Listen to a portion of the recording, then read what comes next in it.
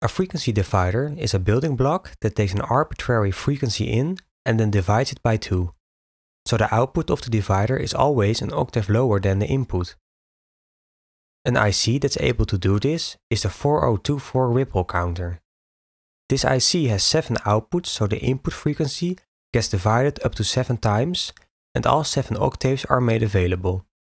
The schematic for this module is rather simple. The square wave you want to divide gets connected to the clock input and the octaves are presented at Q0 through Q6. For example, if you feed a C7 to the clock input, you will find C0 through C6 at the outputs. Also make sure to tie the master reset pin to ground.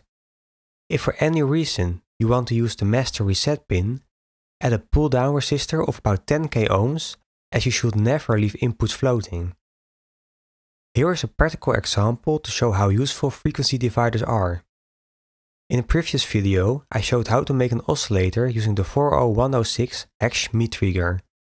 One 40106 IC can have 6 individual outputs.